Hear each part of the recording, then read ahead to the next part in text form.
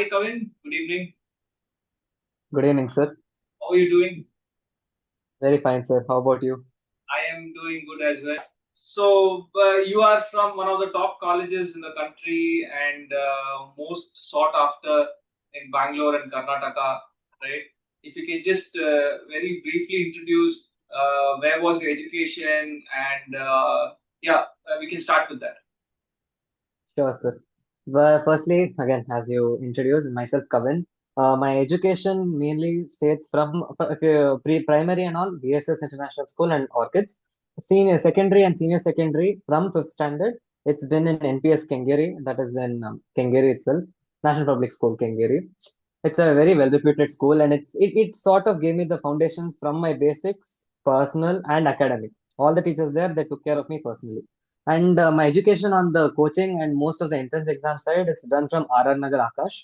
And my classes were structured in such a way that morning 8 p.m. 8 a.m. till 3:30 I used to have an NPS Kengeri, and evening 5 to 8 I used to have an Akash, and I used to have a direct shuttle bus from my school till Akash. So basically my structure of a day would be wake up 4 a.m., study somewhat, or wake up in 5 a.m. mostly, study in the morning, go to school. In school, I used to enjoy the studies completely and also enjoy with my friends. And then directly go to Akash, study half an hour self study in Akash, and have a 5 to 8 session of teachers study in Akash and return home and rest and sleep. That was my educational background till senior secondary. And pretty much that concludes my education till in senior secondary and preparation for competitors that lead me to this college. So you did CBSE up to Yes, sir. and 12th as well, CBSE, or was it a Yes. state board? I forgot to mention, I did, yeah, CBSE. CBSE 12th as well. Yes. And of course, you wrote all the entrance exams and then you got through. I'm sure you would have got a seat in many other top colleges as well. And you've Yes, chosen yes, sir. RVCE, computer science. Yes, sir. As you know, I'm sure you would have been at this, juncture last year where all the admission, which college to go, which course to take. I'm assuming, unless you were very clear on what you wanted and you already also got it. But otherwise, if you see, most of the students are in that phase of, for the rank that they would have got, they would be, not very sure whether they'll get a particular college course and all that, right? So it is the admission time, right? What would be your advice for anyone, say, who's finished his or her 12th, right, and wanting to choose a college or a course? Okay. My advice would range from a variety of different domains, but I'll start with the first one. First is try to analyze what is your interest. And most of the students, they would go back and see in the data, like with this rank, will I get this college?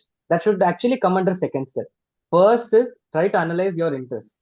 If you see, if your interest is in core branches like mechanical or civil or EC or CS, most of the students, they would run behind CS. And that's not specifically seen. First, you should see your interest, and how would you see your interest is see through the curriculum. Different branches have different fields of domain, like where you'll be working in your future.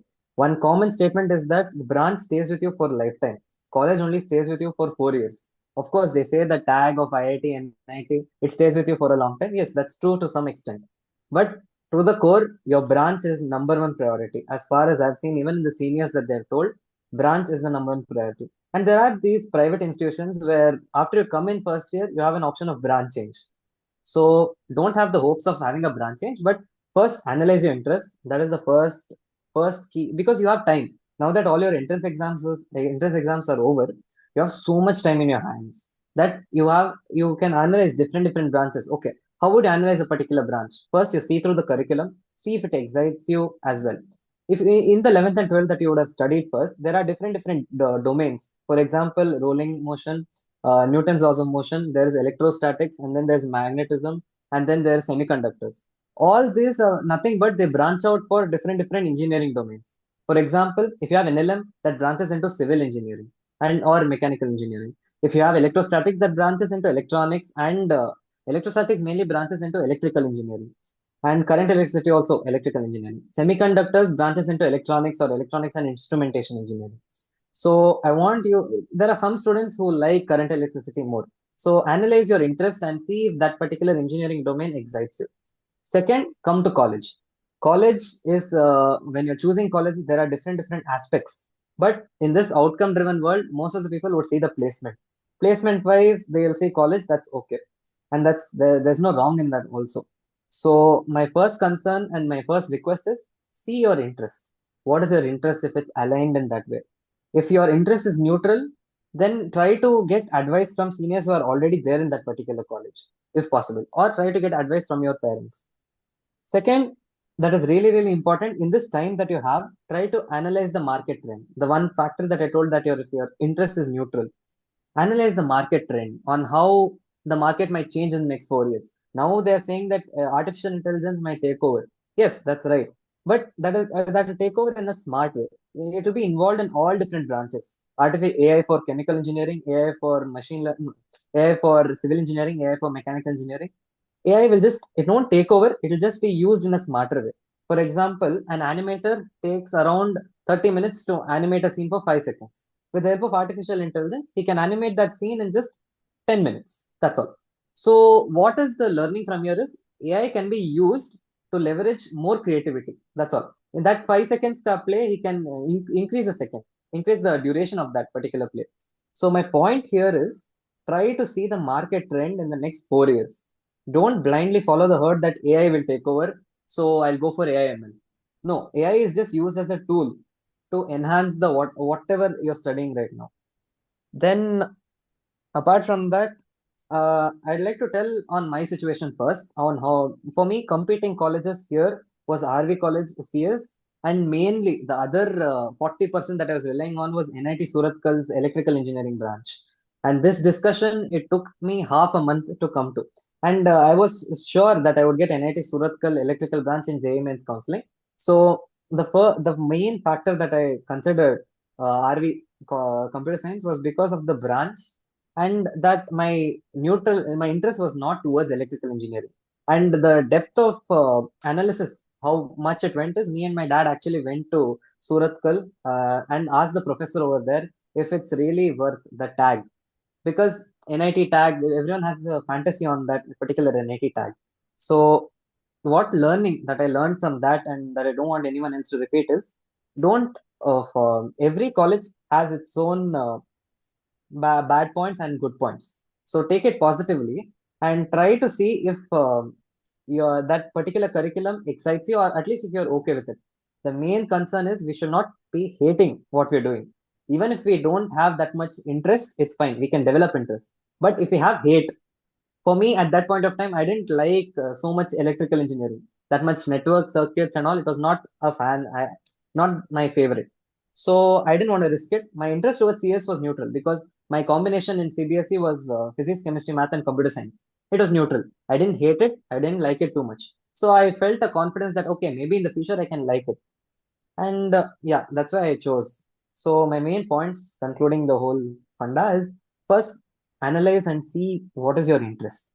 Second, if it's neutral, try to see the market trend, how it's leading.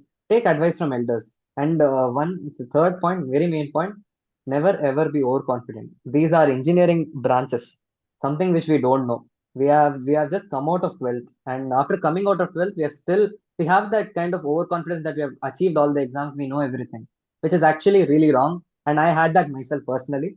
So never have that overconfidence and be ready to learn new things. These branches are something that you have no idea of. So remember that. And when you come to college, try to consider factors like research opportunities if you're interested in research, placements, of course, everyone will consider. College life, of course, if you're interested, you can. Infrastructure, if it bothers you, you can. And outreach, exposure is really important because in a particular college you will understand where that college is and how the students are with respect to the world. Your competition is not only the students in that college, it's more like a journey of you versus, not versus also, along with the entire world. So remember to always enjoy the whole journey, not to be in the rat race. That's that. Yeah, awesome. I think you answered some of my subsequent questions as well. Kavin, I would say you had your dad who could guide you, right? Who could mentor you, you, as you said, to NIT Suratkar, you spoke to the professor, but I don't think everybody will get this kind of guidance, right? Uh, so due to various reasons, right?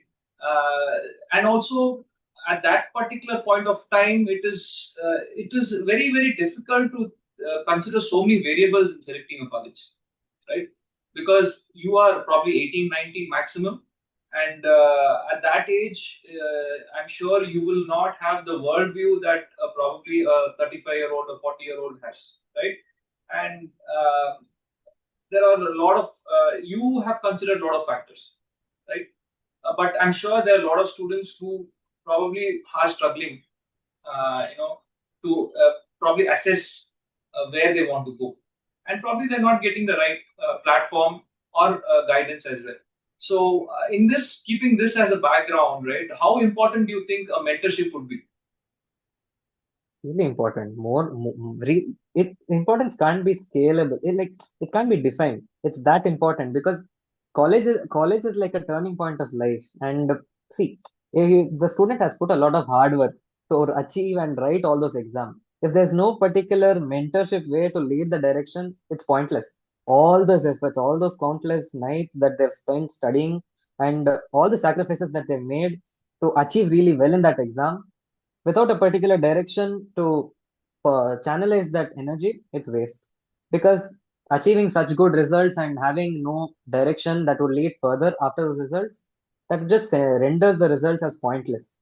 So the importance really can't be defined in particular way. It's significantly important. That is Very definite important, for very sure. very important. As simple Yeah, as that, right? yeah, So yeah, so there's one aspect of mentorship where somebody could help you choosing the right college and the course and all that, right? And another part is somebody to tell you how to go about studying, right? Which yes. books to refer, how to memorize, how to improve the focus, right? Which chapters are important, which are not. You said you have mentored some students, right? Yourself. Can you just tell us about it? How it went about? The students that I've mentored, okay, sure. Well, there was this one student who was a subsequent junior for me when I was in 12th, she was in 11. So we used to meet at lunch break, and she used to ask her common doubts of physics, chemistry, and math. Those are three subjects that I kind of tried to help. So this went about on a bi-weekly basis on student. When I graduated out of 12th, the medium of communication immediately shifted online. In 1 week at least, once she would come up with the doubts she had on that particular whatever chapter was covered. So now she has come successfully come out of 12th, and she the one thing that I felt always was confident in her is her ability to always reach out for help whenever it's required. That is really important, that curiosity to have the answer and the process on how you got the answer. That was something that I always admired in her. Now she has completed 12th and she has achieved 94.4 percentage in her CBSE boards, plus she has gotten 1132 rank in KSET. That was one such student. Currently there are two more students in my apartment who have come to 12th from 11. We meet every month, like monthly thrice, maximum minimum monthly thrice. And I ask them, how is your studies going? Tell me in a detailed way how many chapters you have covered and how are you covering. That is really important. The progress and your future prospect, how you will be covering further. Because every path we make certain mistakes. And what my goal whenever I meet them is correct those mistakes immediately before it turns into a big issue. So I try to correct their path everywhere, these 12 students. And as of now, there are two new people who have actually moved in the apartment. They have joined for 11th standard in my school itself. So yeah, I haven't spoken to them much, but I'm having hopes that I'll be able to mentor them. That's Yeah, nearly it. I really admire your giving back to the society kind of a thing, right? You Exactly. want, I mean, already are in a, as I said, a top college and a very good course. You've got a seat, but also you want to see the people around you also doing well. So that is really appreciable. That is a mark of true leader, right? And Thank you. I seriously hope you continue this. throughout your career and life also, right? Mm. Uh, and I hope more students come to you seeking because getting 1,000 plus rank is not a joke, right? In case it is really a achievement in itself, right? And if you have helped that student achieve that rank, it is again really good on your part and also the student's part because she's come with an open mind seeking your support, right? So that is also appreciable, right? Yeah. And what was your strategy for preparations to get into RV coming? How did you go about Okay. I'll enlighten on the complete journey, to be honest, because most of the students, they see me or they see my results. The whole world, they always see result. Nobody ever sees the journey. So they see the result and they'll automatically be like, this fellow started studying from ninth or this fellow started studying in 11th full on countless hours. But my journey, honest, deep down, 11th was a complete mess. Without a doubt, even now when I look back, 11th was a mess. 11th was experimental completely because I didn't understand concept. I always used to be like formula. You put the answer, get the result. But 12th, the breakthrough was in between of 11th and 12th. I sat and I analyzed what went wrong. And that is something really important for a student. And that is the first thing that I would recommend. No matter where you are standing or no matter which part of the journey are you. Are you going to 11th or going to 12th or going finishing 12th? Sit and analyze what is happening with your life and sit and analyze what are you doing, what efforts are you putting, and in which direction are you putting. That's really important. And see if the results are coming in a way where your results efforts are matching. So that's what I exactly did. 11th in a mess, what I mean is I used to go to school, try to understand whatever happened, and I used to get all those basic questions right with the formula ones. And then I used to go to Akash. The energy was not maintained well. So I honestly didn't listen to much Akash lectures. And then, yeah, 11th, my most 11 chapters were a backlog, to be honest. So, yeah, 11th ended. And as soon as 11th ended, I saw my result. And honest, there's no hiding here. I got 84.8 percentage in 11th. And that was where I sat and I was like, okay, if I continue the same efforts in the same direction, I'll get 84.8% in 12th, which is not good. So I sat one day and I just changed. Okay, this is wrong. Well, let's instead of studying late night, for example, when you study late night, your energy pattern decreases. Again, this depends upon person to person. So my advice is not directly applied to all the students that are listening this. It is completely dependent on person. So what I suggest is take the good part, try to see if it works, what and implement correctingly. Like you can't implement 100% of what I say. It's not possible. Implement one by one, and if it's working, implement more of it. That's all. So coming to the point, instead of studying late night, I used to sleep early. Sleep early in the sense at least at 10 p.m. I used to sleep. Wake up at 4. That was the one major change that I did in 12. Wake up at 4, try to cover the concepts. And the major concern for the people who are in 12th standard now is I have 11th backlog. How to cover it? Good hope is that at the end of 12th, you will have loads of time for competitive exams just to cover 11th. So again, that was a worry that I had in starting of 12th. And I put all that aside. I just did little work every day. That's what matters. Down to the basic, just do little work every day. Being consistent? consistent is really difficult. Yes, it's really difficult. But consistency is the only way you will achieve greater results through lesser amount of work done every day. It's not like you do one whole sleepless night and work automatic result will appear. No, my 11th was wrong, and the motivation for me was my parents. Apart from that, it was a statement that I said to myself. It's like, okay, until now it's messed up. Let's see if I try to work a little bit from now on. Let's see what the result will be. Let's see. Just hope that will be good. And expectations, I didn't set any rock hard expectations. My goal was to perform well in all the exams. Perform well in the sense, try my best. For me, my efforts, it's what mattered for me. But for this world, of course, results will matter. What I believe is if you try to study with interest, see, for students mainly, they don't respect the concept. They just are like, okay, let's study this for the sake because we have to study for exam. Yeah, it's a superficial thing for me to say, but honestly, in my opinion, what I thought was the scientist, whoever invented that concept that we study for just 10 minutes of our lives, he or she, they spent their whole life just to come that one paragraph, that one small paragraph that they have done their whole lives. So that automatically was a respectful thing for me. I was like, okay, they have to respect what the subject is for itself, and automatically the hatredness vanishes. Most students, they develop hatredness towards the subject because they don't understand and respect for what it is actually. So my advice for them is try to respect it and see the dedication of the people who have actually worked on it. Automatically hatredness will go. Coming to the next point, I used to wake up at 4 for 3 months, 4 months straight. Next, it shifted to 5 because I was tired from school. And those morning 2 hours of study really helped.